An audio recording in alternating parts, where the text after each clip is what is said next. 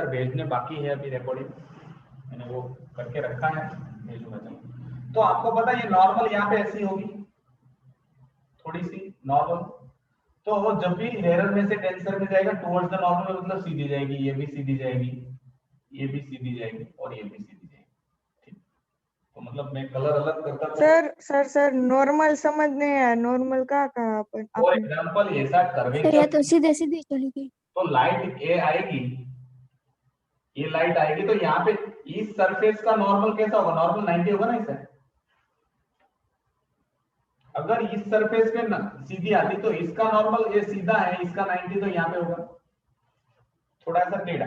इसी सरफेस को अगर आप ऐसा, दिखाई दे रहा है ना, यस, अगर इस पॉइंट पे लाइट आती सीधी, तो आपको पता है ये तो सीधी ऐसी नॉर्मल तो 90 होती है सरफेस के साथ, प्लस बना दो। तो यहाँ पे मैं अगर उस लाइट सारी रेस को मैं ग्रीन से बनाता हूं ताकि दिखाई दे। ये सरफेस है, ये इसका नॉर्मल होगा, इस पॉइंट पे अगर लाइट आई तो ये सीधी जाएगी। अगर ये सरफेस है, ये इसका नॉर्मल है, यहाँ पे कोई लाइट रेज आती है तो भी ये थोड़ी टुवर्ड्स द नॉर्मल बेंड होके जाएगी, रेयर में से डेंसर, तो ये सीधी सीधी जाएगी। अब आपको पता है, अब इसका नॉर्मल तो यहाँ पे दिखाई नहीं देगा, बहुत अवे फ्रॉम द नॉर्मल, क्योंकि डेंसर से रेयर में जा रही है। तो सारी रेज यहाँ से जब निकलेगी तो it converges into a single point, एक पॉइंट पे वो कन्वर्ज हो जाएगी। और बीच वाला, सॉरी मैंने यहाँ पे ऐसा दिखा है, थोड़ा और आप कर सकते हो ऐसा, मतलब कौन सा बीच वाला पार्ट आएगा यहाँ पे, तो सारी रेज यहाँ पे मिलेगी, लेकिन जो बीच में से जाएगा एकदम परपेंडिकुलर होगा नॉर्मल को, तो वो भी सीधे सीधी जाएगी। बाकी सारी लाइट ऐसे मुड़ के जाएगी, थोड़ी बहुत मूवमेंट आपको देखने को मिलेगी, और वो आपके टेक्स्ट बुक में डायग्राम बहुत अच्छा है। ठीक, तो ये इस तरह से कन्वर्ज हो रहा है सारे के सारे। तो each piece of sir normal, sir normal का बनाना वो पता ही नहीं चलता। आपके पास लेंस है, ये मैं इस सरफेस को, यहाँ पे पॉइंट लाइट आ रही है, चलो कितना दिखाई दे रहा है। अब ये लाइन है आपकी रिफ्लेक्टिंग सरफेस है, उसको 90 जो भी होगी, इसको 90 प्लस करना है, मैंने बोला रिफ्लेक्टिंग सरफेस को प्लस करो, तो वो नॉर्मल कहलाती है। ओके।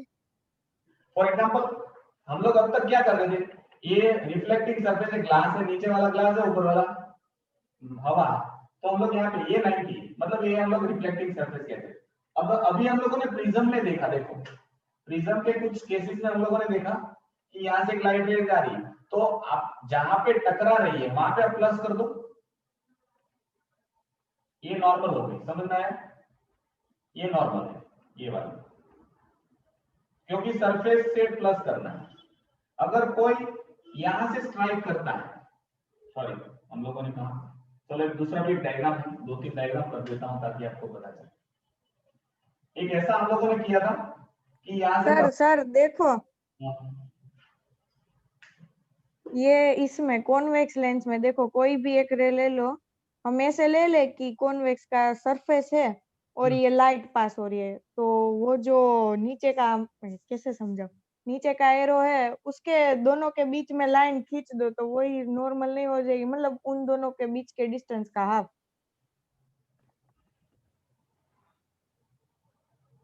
समझ में नहीं है मुझे बिल्कुल, मैं नॉर्मल का कंसेप्ट समझा रहा हूँ। नॉर्मल मतलब आप समझा दो। मैं नॉर्मल का कंसेप्ट समझा रहा हूँ कि जहां पे जिस रिफ्लेक्टिंग सरफेस पे कोई एंगल ऑफ, मतलब ये तो आपको समझ में आया, चलो मैं इसको नहीं, मैं अभी वो नॉर्मल बताता हूँ, सारे नॉर्मल अब तक के जितने याद है मुझे मैं बताता हूँ। फॉर एग्जाम्पल ये सीधा हम लोगों ने पानी ले लिया था, तो ये रिफ्लेक्टिंग सरफेस है, कोई भी लाइट रेज यहाँ पे आई तो ये सरफेस है, इसको 90 बनाओ तो ये हो गया 90, तो ये वाली जो चीज है ये नॉर्मल। ठीक, प्रिज्म में हम लोगों ने देखा कि ये जब भी लाइट रेज आ रही है तो ये परपेंडिकुलर है, यहां जिस सरफेस में से लाइट एंटर होती है और बाहर निकलेगी उस दो पॉइंट को हम लोग देखना, तो इस तो ये रिफ्लेक्टिंग सरफेस है, तो यहाँ पे नॉर्मल तो ये 90 है, तो दोनों साथ में पैरेलल हो गए, तो कोई डेविएशन शो नहीं करेगी, सीधी जाएगी। अब यहाँ पे टकरा रही है लाइट, सेपरेशन हो रहा है। अब ये एक सरफेस है, उसको प्लस कर दो, तो ये जो मैंने अभी ड्रॉ किया ये वाला, ये नॉर्मल हो गया। ठीक, अगर आप ऐसा ट्रायंगल ले रहे हो और अभी मैं यहां से ऐसे यहाँ पे पॉइंट पे टकरा रही है, तो ये सरफेस है, जिस पॉइंट पे टकराई उसको प्लस करो इस सरफेस को, तो ये जो मैंने अभी ड्रॉ किया वो नॉर्मल हो जाएगा। अगर इसी चीज को मैं देखूं कि यहां से सीधी परपेंडिकुलर आ रही है, तो जिस पॉइंट पे आ रही है वहां पे तो 90 डिग्री आ रही है, तो ये भी यहाँ पे प्लस करोगे तो ये तो प्लस, ये प्लस हो गया, तो ये तो 9 पैरेलल आ रही है, सीधी जाएगी। अब दूसरी सरफेस ये है, यहाँ पे प्लस करोगे तो ये नॉर्मल हो जाएगा, ये वाला।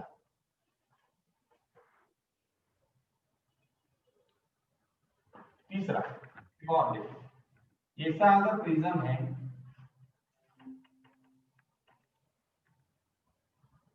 यहां से एक लाइट रेज आ रही है, परपेंडिकुलर है, मतलब ये तो इसके साथ प्लस करोगे तो सीधा आ जाएगा, तो ये विदाउट एनी डेविएशन सीधी आ जाएगी। अब दूसरी जगह पे यहाँ पे टकराई, अब ये सरफेस को प्लस करो, ये मेरा नॉर्मल हो जाता है। मतलब रिफ्लेक्टिंग सरफेस पे पॉइंट ऑफ इंसिडेंट पे अगर आप प्लस साइन कर दो तो वो नॉर्मल हो जाएगा। एक तो होगी, एक लाइन तो आपको दी होगी, दूसरी लाइन ऐसे खींचनी है आपको प्लस। ठीक, अब किसी को डाउट है नॉर्मल मतलब क्या? पॉइंट ऑफ इंसिडेंट पे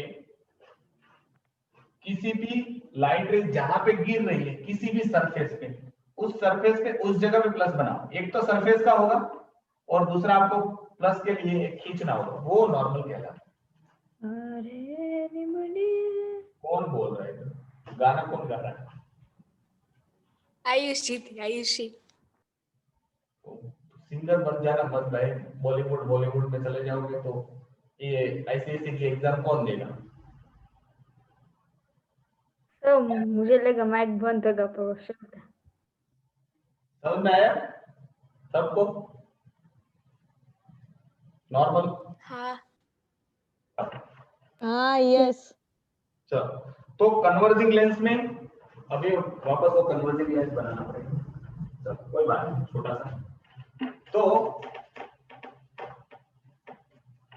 कन्वर्जिंग लेंस में क्या होगा, सारी लाइटें पैरेलल रे ऑफ लाइट जो आती हैं टकराती हैं, एक तो बीच में आएगी वो तो सीधे की सीधी विदाउट डेविएशन चली जाएगी, बाकी सारी लाइट है वो कन्वर्ज होगी, मतलब दे मीट एट पॉइंट।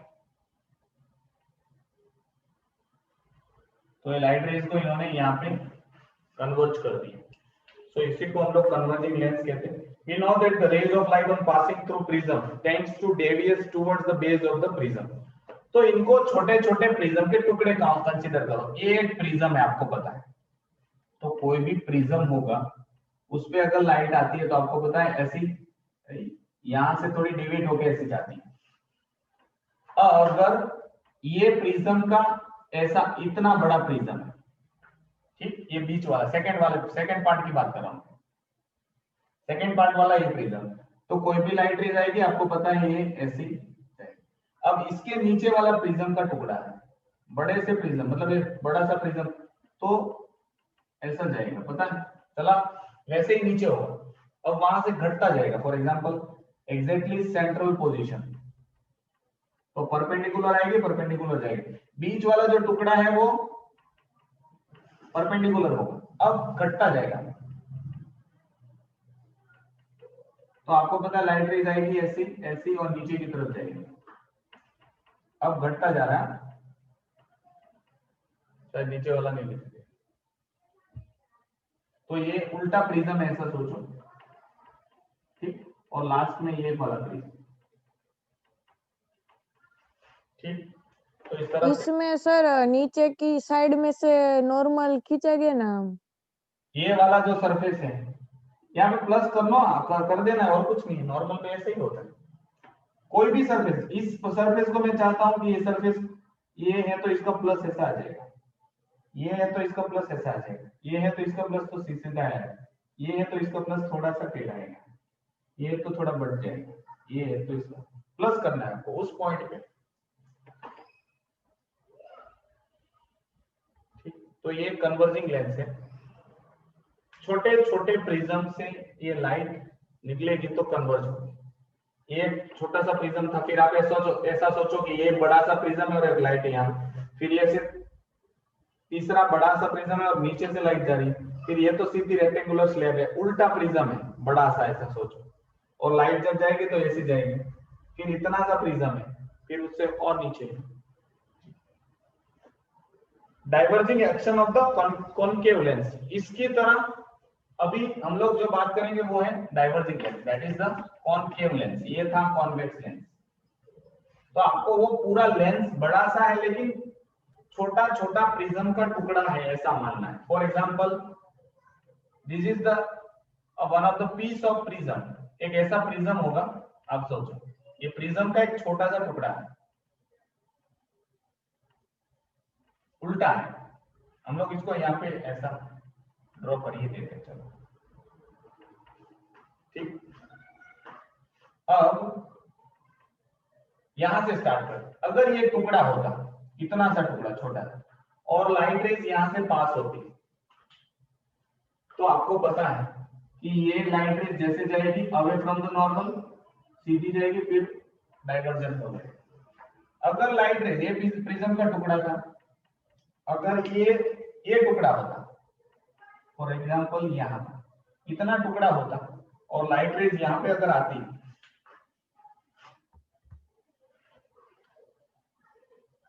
तो ये नॉर्मल और टुवर्ड्स द नॉर्मल, फिर अवे फ्रॉम द नॉर्मल। अगर ये टुकड़ा होता इसके ऊपर वाला, इतना प्रिज्म होता और लाइट रेज यहाँ पे आती, तो इस तरह से डाइवर्शन आपको देखने। तो आप पूरा लेंस छोटे छोटे प्रिज्म से बना हुआ है ऐसा मानो, लेकिन एक पॉइंट होगा वहां पे तो सीधी जाएगी, क्योंकि जहां पे प्रिज्म का टच हो रहा है। फिर ये ऐसा है तो ऐसा जाएगा, और इतना ज्यादा नहीं। फिर अगर यहाँ से लाइट आती तो ऐसा जाता, और भी डाइवर्स होती, तो इसी को हम लोग डाइवर्जिंग लेंस कहते हैं। So we know that the rays of light on passing through the prism tends to deviate towards the base. Prism में हमेशा लाइट बेस की तरफ नीचे जाती है, क्योंकि यहाँ पे देखो हम लोगों ने प्रिज्म में हमेशा देखा है कि ये छोटा सा प्रिज्म है, हमेशा लाइट रेज ऐसी आई तो बेस की तरफ ही जा रही है।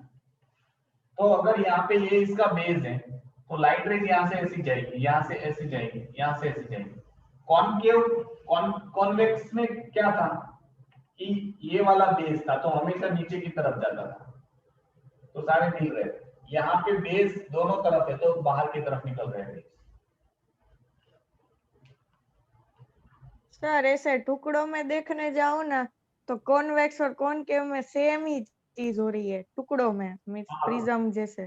प्रिज्म में जो चीज हो रही है वो दोनों में सेम हो रही है। मतलब आपको प्रिज्म से देखोगे तो पता चलेगा हाँ एक्चुअल में ये कॉन्वेक्स लेंस है, वो उल्टे दो प्रिज्म है, सॉरी कॉनकेव लेंस है उल्टे दो प्रिज्म है, कॉन्वेक्स लेंस है सीधे दो मतलब ऑपोजिट।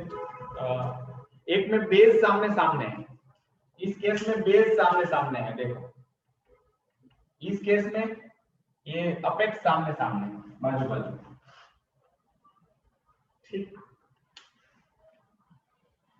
चलो जो भी है, अब इसके कुछ डेफिनेशन हम लोग पढ़ने जा रहे हैं। यहाँ पे अब मैं एक्सप्लेन कर रहा हूं जो, वो हर बार फिर एक्सप्लेन नहीं होगा, आपको समझ जाना है सेंटर ऑफ कर्वेचर मतलब क्या, रेडियस ऑफ कर्वेचर मतलब क्या है, या तो प्रिंसिपल एक्सिस क्या है, ऑप्टिकल सेंटर क्या है, ये सारी चीजें पॉइंट आप पढ़े होंगे 7, 6, 7, 8 में, वापस रिपीट हो रहा है, ठीक है। सबसे पहला है सेंटर ऑफ कर्वेचर। जिस सर्कल से मैंने इस लेंस को कट किया है उस सर्कल के सेंटर को मैं सेंटर ऑफ कर्वेचर कहता हूं। फॉर एग्जांपल मेरे पास एक कॉन्वेक्स लेंस, कॉनकेव लेंस, चलो कॉन्वेक्स लेंस, तो ये एक सर्कल होगा, एक सॉरी सर्कल इज स्फीयर, उस दोनों स्फीयर का कुछ सेंटर होगा, तो जिसमें से मैंने इसको कट किया, ठीक, ये बड़ा सा सर्कल ये ऐसा था, अब मैंने इसको यहां से कट किया है और इतना सा ही उसका टुकड़ा मैंने बीच वाला लिया, उस दोनों स्फीयर का जो सर्कल है, स्फीयर का जो सेंटर है, उसको हम लोग सेंटर ऑफ कर्वेचर कहते हैं। तो the centre of imaginary sphere of each curve surface of the lens is part is called centre of curvature. ये था कॉन्वेक्स में। कॉनकेव में कैसा होगा? अगर ये लेंस है तो मैं इस स्फीयर को, मैं इस स्फीयर के कुछ सेंटर होंगे, उस दोनों सेंटर को मैं सेंटर ऑफ कर्वेचर कहता हूं। तो आपको ये पता चलना चाहिए। ठीक, तो इस दोनों साइड, इनका भी दोनों साइड जो सेंटर था, उसके रिस्पेक्टिव स्फीयर के सेंटर को मैं सेंटर ऑफ कर्वेचर कहता हूं। Next is radius of curvature. जिस सर्कल, जिस स्फीयर से बना उसका कुछ रेडियस होगा ना, तो उस रेडियस को हम लोग रेडियस ऑफ कर्वेचर कहते हैं। तो रेडियस ऑफ कर्वेचर ये भी आ जाएगा, रेडियस ऑफ कर्वेचर ये भी आ जाएगा। अब हम लोग यहाँ पे इक्वी कॉन्वेक्स और इक्वी कॉनकेवो लेंस की बात कर रहे हैं, मतलब दोनों सरफेस सिमिलर रेडियस से कट किया है, तो ये भी रेडियस ऑफ कर्वेचर। तो ये सेंटर ऑफ कर्वेचर कहलाता है, ये रेडियस ऑफ कर्वेचर कहलाता है। इसको भी मैं आर, हम लोग कैपिटल आर से कहते हैं। ठीक, तीसरा, sorry, radius of curvature, distance between the centre of curvature and the optical centre. Her lens के बीच में इधर से भी सेम डिस्टेंस होगा, इधर से भी सेम डिस्टेंस होगा, एक पॉइंट होगा, उस पॉइंट को ऑप्टिकल सेंटर कहते हैं। लेंस के बीच में सेंटर में एक पॉइंट होगा, उसको ऑप्टिकल सेंटर कहते हैं। तो radius of curvature, sorry, centre of curvature और रेडियस ऑफ कर्वेचर के बीच का जो डिस्टेंस है उसको रेडियस ऑफ कर्वेचर कहते हैं। Centre of curvature and optical centre के बीच के डिस्टेंस को रेडियस ऑफ कर्वेचर कहते हैं। तो वैसा भी यहाँ पे होगा, इसका ऑप्टिकल सेंटर ये है, इसका सेंटर ऑफ कर्वेचर ये है, इस दोनों के बीच का डिस्टेंस को मैं रेडियस ऑफ कर्वेचर कहता हूँ, इसको भी रेडियस ऑफ कर्वेचर कहता हूँ। और ये दोनों radius of curvature radius same होती है।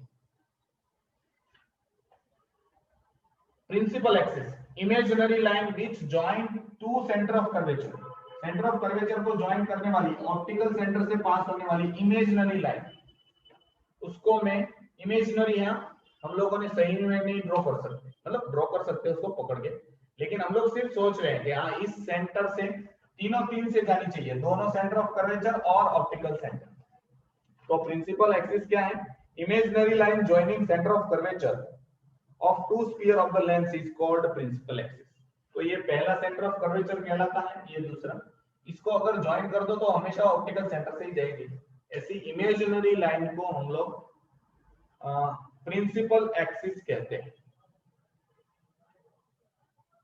Now optical center, point within the lens where a line draws through the aperture or the diameter of the lens meets the principal axis is called optical center. Optical center मतलब ये इसका पूरा circle आ जाएगा, ये इसका पूरा circle आ जाएगा, दोनों की रेडियस को परपेंडिकुलर, सॉरी, दोनों की डायमीटर को परपेंडिकुलर करो, उस पॉइंट को भी हम लोग ऑप्टिकल सेंटर कहते हैं।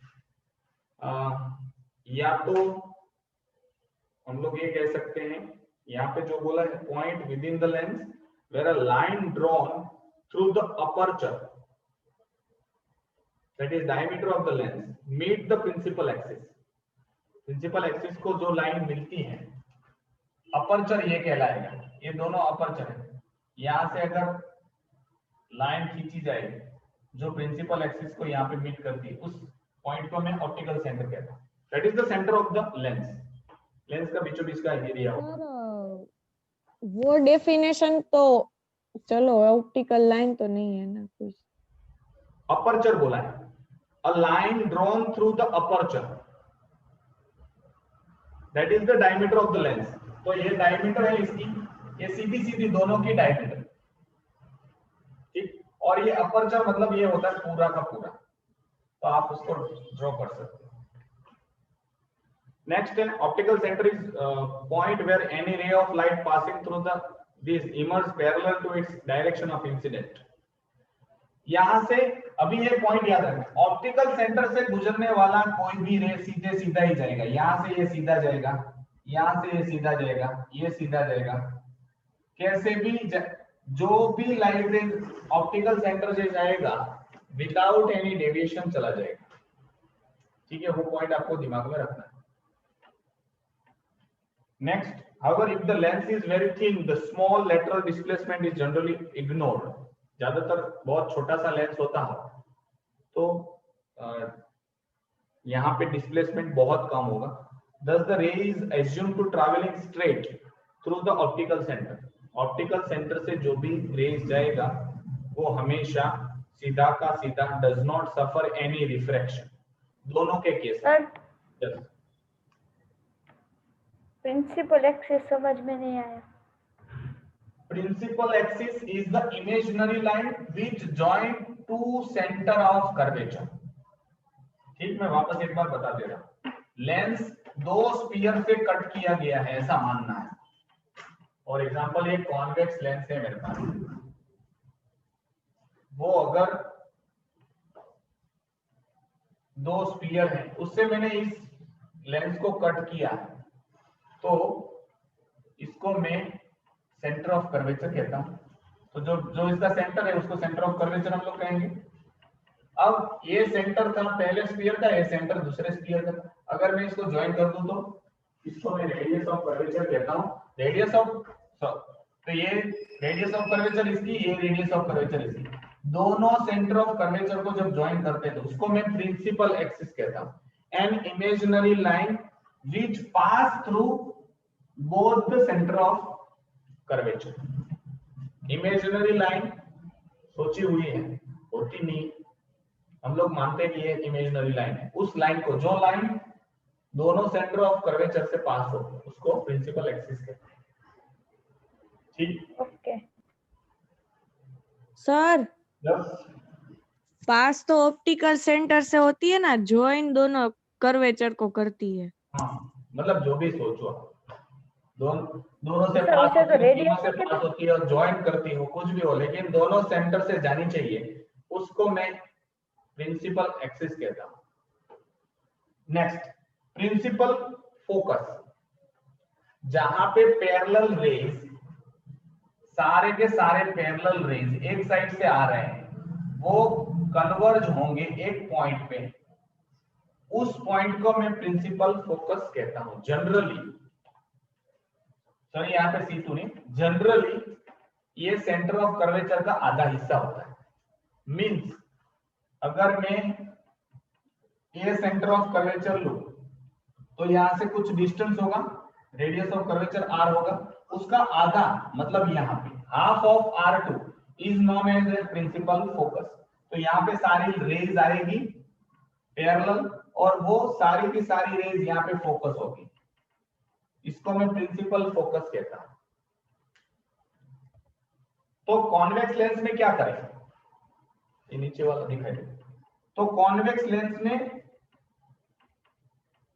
Sir concave, yes concave, concave lens में क्या होगा, पैरेलल रेज आ रही है, यहाँ पे तो कहीं पे कन्वर्ज नहीं हो रही है, तो ये लाइट रेज आएगी और ऐसे चली जाएगी, सॉरी इतनी ज्यादा भी नहीं, ऐसी चली जाएगी।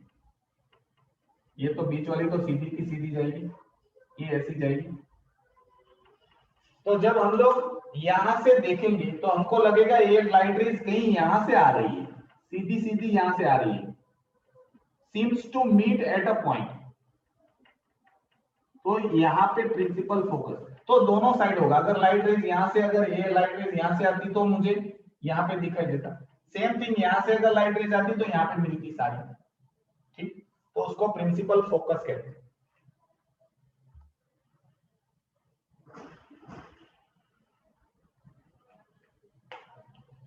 तो मैं सिर्फ आज का लेक्चर यहाँ पे एंड करूंगा, उससे पहले मैं प्रिंसिपल फोकस रीड करता हूँ। Since the lens is transparent, light energy may pass through its either direction.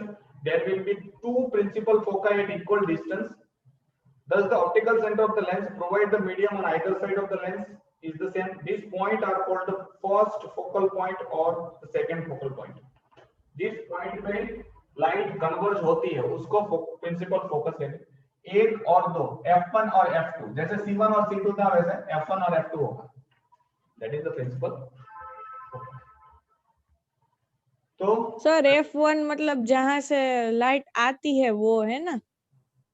मतलब दो होंगे, किसी को भी कोई भी नाम दे सकते हैं, ठीक है। अगर इस साइड से लाइट आती है, C1 था, यहाँ पे C1, ये C2, यहाँ पे F1 और F2।